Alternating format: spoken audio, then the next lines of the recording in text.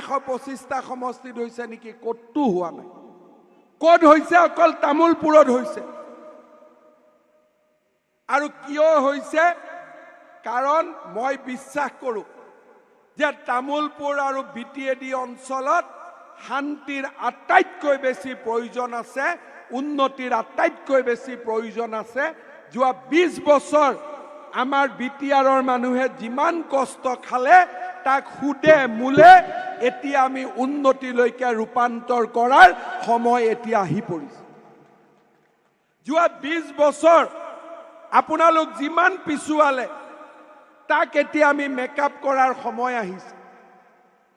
আৰু এবাৰ বিভেদৰ ৰাজনীতি নহয় বিকাশ আৰু উন্নয়নৰ ৰাজনীতি অলপ আগতে মই গোসাইগাঁৱত কৈ আহিছো যে কংগ্ৰেছক আমি ভোট দিব পাৰো আপত্তি কি আছে ভোটটো দিলেই হ'ল আমি কোনোবা এইবিলাক গণেশ কছাৰী উঠিছে ইলেকশন পালে উঠি থাকে কোনবাই উঠাই দিয়ে উঠি থাকে তো ভোট দিব পাৰো আপত্তি নাই কিন্তু যি গৰুৱে গাখীৰ নিদিয়ে তাত ভোট দি লাভ আছে নেকি কওকচোন এতিয়া আমাৰটো গুৰখা মানুহ গৰুৰ কাম কৰিব জানে এতিয়া ভাস্কৰ দাহালক খিৰাই থাকিলে কিবা গাখীৰ ওলাব নেকি তাক নিজে এতিয়া দানাই খুৱাই থাকিব লাগিব গৌশালাত ৰাখিব লাগিব হয়নে নহয় গণেশ কছাৰীটো গৌশালাত থাকিব লাগে এতিয়া কাৰণ গাখীৰটো নোলায় গাখীৰ কোনে দিব পাৰে খালি ট্ৰেক্টৰে গাখীৰ দিব পাৰে আজি আৰু বেলেগে গাখীৰ দিব নোৱাৰে ট্ৰেক্টৰ পদুম হাতী দিল্লীত কাৰ চৰকাৰ বিজেপি দিছপুৰত কাৰ চৰকাৰ বিজেপি আজি যদি তামুলপুৰত মেডিকেল দিব পাৰে আজি যদি আমাৰ ইয়াতে ৰাস্তা দুগুণ কৰিব পাৰে পাগলা দিয়াৰ ওপৰত দলং কৰিব পাৰে জিলা কৰিব পাৰে কোনে কৰিব পাৰিব হাতী ট্ৰেক্টৰ আৰু পদুম ফুল 26ত দেখা যাব 26 চনত কি হ'ব দেখা যাব কিন্তু 26 চনলৈকে আজিৰ পৰা 26 চনলৈকে গাখীৰ কোনে দিব বিজেপি আৰু বিজেপিৰ মিত্ৰজোঁটে দিব পিছত কি হয় ময়ো নাজানো 26 চন ময়ো দেখা নাই যদি ভাল কাম কৰিছো আপোনালোকে ভোট দিব কিন্তু এটাটো খাটাং যে 26লৈকে বিজেপিয়ে থাকিব হয় নে নহয় সেই কাৰণে ৰাইজ সকলোৱে মিলি আমাৰ বিজেপি দলৰ লগত থাকক আৰু ট্ৰেক্টৰত ভোট দি জলেন দৈমাৰীক বিজয়ী কৰক আৰু আপোনালোকে চাওক যে ইলেকশনৰ আগত মই যি কৈ গৈছো আৰু আজি মই যি কৈ আছো মোৰ কথাৰ মাজত আপোনালোকে পাৰ্থক্য দেখা নাপায় ইলেকশনৰ আগত কৈছো তামুলপুৰত জিলা কৰিম আজিও কৈছো তামুলপুৰত জিলা কৰিম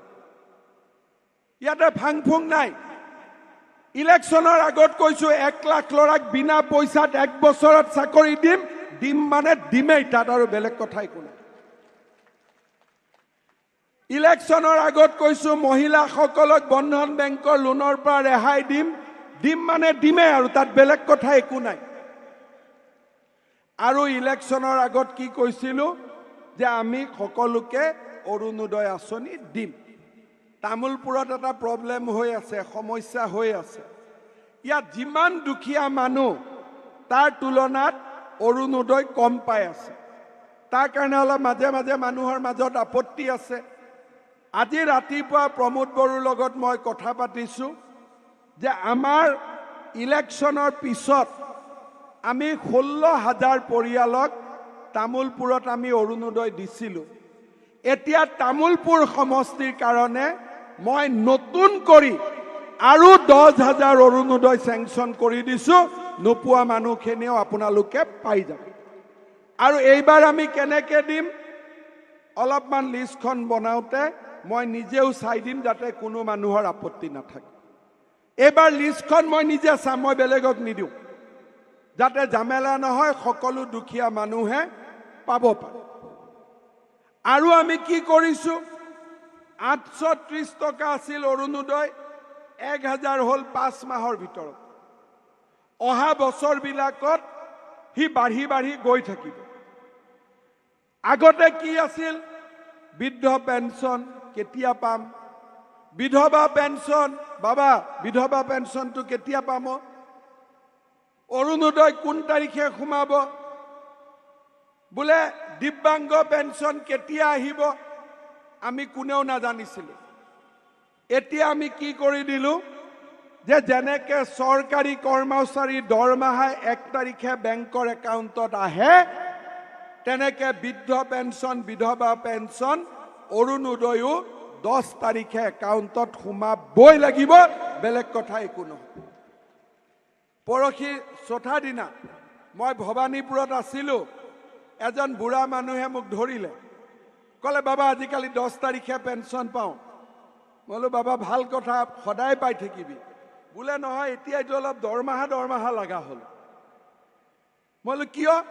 বোলে নহয়, চাকৰি কৰা মানুহৰে 1 তাৰিখে দৰমহা সোমায়, এতিয়া আমাৰো 10 তাৰিখে পেঞ্চন সোমায়। মই বোলো বাবা ভাল কথা। বোলে ভাল নহয়, এতিয়া 250টো 500 কৰি দে, তেতিয়াহে মনটো ভাল লাগিব। তাৰমানে আপোনালোকে চিন্তা কৰক যে কিমান মানুহৰ আস্থা আছে গভৰ্ণমেণ্টখনৰ ওপৰত, আৰু আস্থাটো ক'ৰ পৰা বাঢ়িছে? এই 5 মাহৰ ভিতৰতে গোৰ্খা লোকসকলৰ যিমান সমস্যা আছিল আমি সমাধান কৰি দিলো।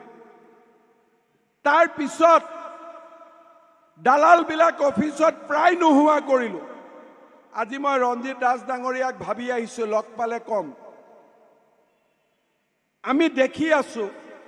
যে ৰেচনৰ দোকানীবিলাকে আমাক চাউলটো পুৰা নিদিয়ে। আগতে কমিশন কম আছিলে, এতিয়া আমি দেখিছে ৰঞ্জিত দা হাত তালি বজাই আছে না, কিয় বজাই আছে? তাৰমানে ৰেচনৰ দোকানীয়ে নিদিয়ে, হয়নে নহয়? এই যদি এনেকুৱা অৱস্থাত থাকে,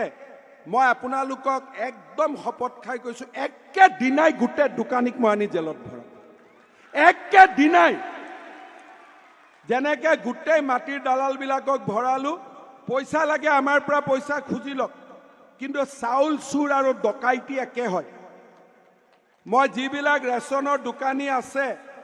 মই আজিয়ে কৈ থৈছো যে জানুৱাৰী মাহত মই ফোন নম্বৰ এটা খুলি দিম। সেই ফোন নম্বৰত আপোনালোকে ফোন কৰিব যে কোনে চাউল কম ৰাখিছে। যোনে 5 কেজিতকৈ 100 গ্ৰামো কম ৰাখিছে, সি জেলত যাবই লাগিব। আৰু বেলেগ কথা একো নাই, বহুত দিন সহ্য কৰি আছো, মই চাই আছো। মাটিৰ দালাল জেলত গ'ল, দ্বিতীয় অফিচত দালালি চেজ হৈছে, চাউলৰ কাম আৰু গৰীব মানুহক ঘৰ দি টকা লুটা, এই দুটা কাম চলিব নোৱাৰে। আৰু এই দুটা কাম অসমত আমি বন্ধ কৰি দেখুৱাব লাগিব। আৰু আপোনালোকক মই কৈছো, মই CM থাকি এই কাম কৰি দেখুৱাব লাগিব, নহলে মই CM থাকাৰ কোনো ভেলু নাই। নহলে যোনে তোনে CM হৈ থাকিব পাৰে, কোনো ভেলু নাই। মই এইকাৰণে ৰেচনৰ দোকানীক মাতি আনি 143 টকা কমিশন কৰি দিছো, কোনো আপত্তি নাই। এতিয়া আৰু এইবিলাক টকা পইচা কোনো পলিটিকেল লিডাৰেও নাপায়, কোনো মানুহে নাপায়, অকল সিহঁতি মন মৰ্জিত খাই আছে গৰীব মানুহ কাৰণে। এই অসমত দুখীয়া মানুহৰ ওপৰত অত্যাচাৰ বন্ধ হ'ব লাগিবই। খৰ দিলেও টকা লাগে, পেঞ্চন দিলেও টকা লাগে, চাউল দিলেও টকা লাগে। আৰে মোদীয়ে পঠাইছে টকা, তোমাৰ কি বাবাৰ টকা নেকি ইয়াতে মানুহৰ পৰা লুটিবৰ কাৰণে? এই ৰাস্তাও আমি বন্ধ কৰিম। 5 মাহত আপোনালোকে দেখিছে যে কি ধৰণে পৰিৱৰ্তন হৈছে, আৰু সেই পৰিৱৰ্তন বিটিএডিটো আহিব লাগিব, অসমৰ চুকে কোণে আহিবই লাগিব। আমি এখন নতুন অসম নিৰ্মাণ কৰিব লাগিব। মই ইউজিতা আৰু গোবিন্দ দাকো কৈ আছো যে আমাৰ যিমান থলুৱা লোক আছে, মই গৰুখুটিৰ মানুহৰ কথা কোৱা নাই, আমাৰ থলুৱা মানুহৰ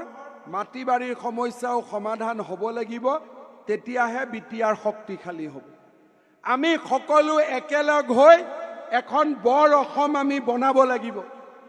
য'ত দুখীয়া মানুহে এই অসমখনক নিজৰ বুলি ভাবিব পাৰে। শ্ৰদ্ধাৰ ৰাইজ, মুখ্যমন্ত্ৰী আৰু মন্ত্ৰী আমি গাড়ীত উঠিবৰ কাৰণে হোৱা নাই, আমি আপোনালোকৰ কাষত কাম কৰিবৰ কাৰণে হৈছো। এই 5 বছৰ অসমখনলৈ পৰিৱৰ্তন আহিব লাগিব আৰু আপোনালোকে এটা কথা মনত ৰাখিব ইলেকশ্যনৰ আগত মই যি কৈছো গোটেইখিনি কাম কৰিবৰ কাৰণে দিনে ৰাতি 24 ঘণ্টাই কাম কৰিম কিন্তু কামবিলাক হ'ব লাগিব ৰাইজৰ আস্থা চৰকাৰৰ ওপৰত উভতি আহিব লাগিব এইটোৱে হৈছে আমাৰ লক্ষ্য শ্ৰদ্ধাৰ ৰাইজ আমাৰ ৰঞ্জিত দা ইয়াতে চাউলৰ নামত 20 টকাকৈ লয় প্ৰতি ঘৰত হয়নে তো আজি আপুনি 50 টকা 50 আজি আপুনি ইয়াতে ৰেচনৰ দোকানীবিলাকক মাতি আনক